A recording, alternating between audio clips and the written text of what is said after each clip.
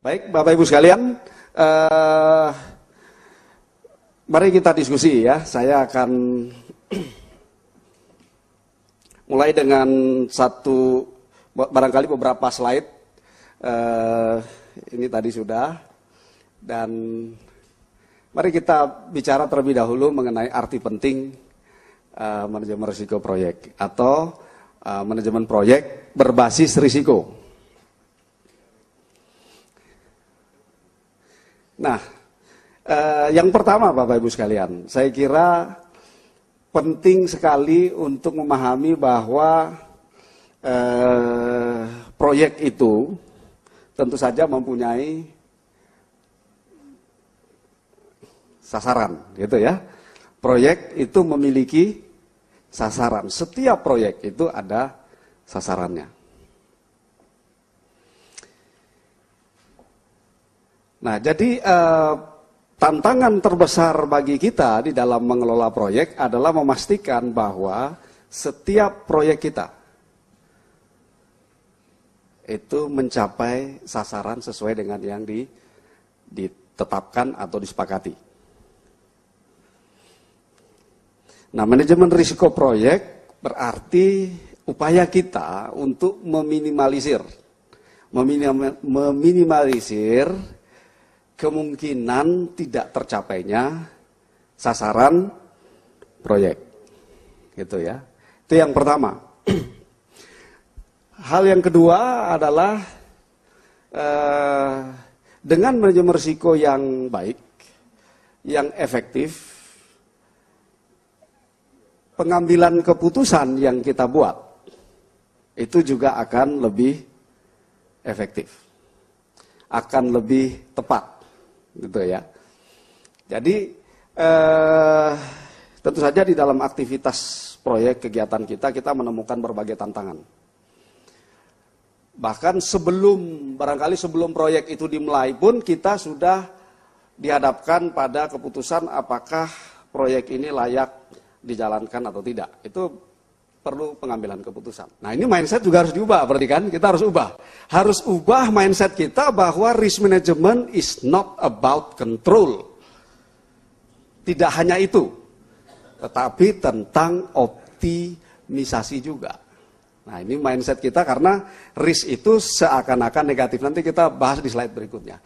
Kita ubah mindset kita. Risk bukan sesuatu yang bersifat negatif. Gali di sini kerugian kita luar biasa. Oke, galinya di mana? Tanya leadernya.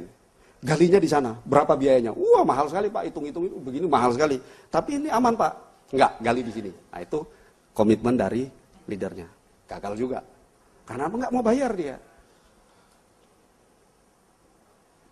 Leadership komitmen, integritas, dan kompetensi. 3 itu. Itu yang mempengaruhi risk management. Makanya nggak bisa justifikasi, ya kan? Anda sudah ini, ketika 3 itu tidak ada, biasanya gagal. Baik, gitu ya Pak ya. Terutama para penguasa. Ya, ini nggak gampang nih. Padahal hukumnya, pakemnya risk management itu harus dari penguasa itu. Kalau nggak dari penguasa memaksakan untuk melakukan risk management itu tidak efektif, ya. Jadi memang seni itulah yang saya pikir ingin saya sharing supaya dapat gambaran. Nah, ini materi kalau sharing saya lengkap begitu karena terus terang di Telkom itu bisa sebulan 2 kali itu datang orang mau benchmark dari Garuda, dari PLN, dari mana-mana. Sehingga saya bikin modul baku lah. Nah, kalau lengkapnya ini biasanya 2 hari nih. Cuman kan di sini cuman 30 menit ya Pak Deddy ya. Jangan 2 hari lah. Jadi mungkin saya ingin membahas yang 3 ini dulu.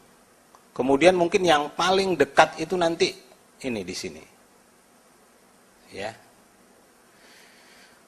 Jadi memang kalau kita bicara risk management di Telkom itu implementasinya ya termasuk internal control dan compliance begitu ya.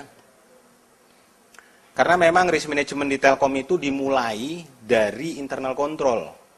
Karena ada kewajiban kita sebagai perusahaan yang listed di New York Stock Exchange, kita harus tunduk kepada Bapepamnya Amerika lah, namanya US SEC, US Securities di sana, supaya kita comply terhadap Sarbanes-Oxley. Sarbanes-Oxley itu di Section 404 dan 202 mengharuskan kita melakukan internal control, pengendalian internal terhadap pelaporan keuangan.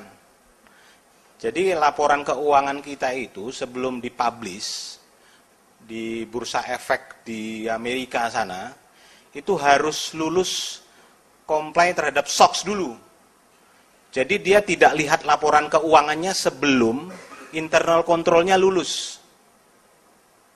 Ya, jadi memang awalnya ini tahun 2006 kita lakukan. Nah, dari sini ternyata waktu itu kita mengambil KOSO, ya bisa dipakai untuk fraud, untuk asset protection, untuk ini pengambilan keputusan terhadap inisiatif bisnis, apakah itu project ya, project capex atau merger akuisisi, ini ada di sini semua. Nah, wholesale ini adalah pelanggan yang harus kita layani, cuman pelayanan kita itu dipakai untuk menyaingi kita. Jadi kita menyewakan network jaringan kita ke Excelcomindo katakan. Itu bentuknya itu gelondongan. Itu bentuknya gelondongan, kemudian dia retailkan ke customer langsung. Nah, ketika di retailkan ke customer langsung itu saat itu bersaing dengan kita. Karena kita juga menjual retail kemari, ke personal, ke consumer itu. Nah, ini jadi unik ini. Cukup unik, model bisnisnya itu unik.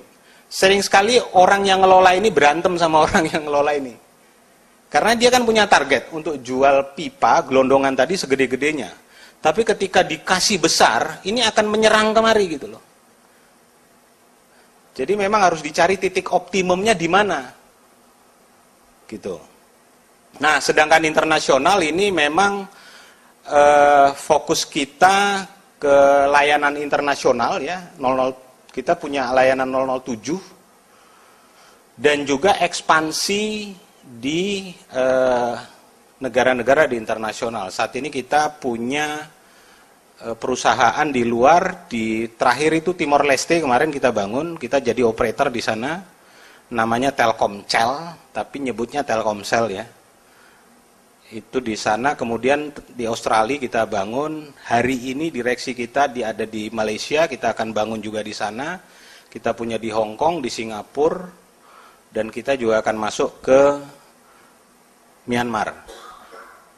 Bapak-bapak udah punya di Vietnam ya, Tan Long. Jadi kalau kita bicara merger dan akuisisi, justru resiko terbesarnya bukan pada saat merger atau akuisisinya, tapi persoalan terbesar itu yang bisa menyebabkan kegagalan adalah post merger dan akuisisi.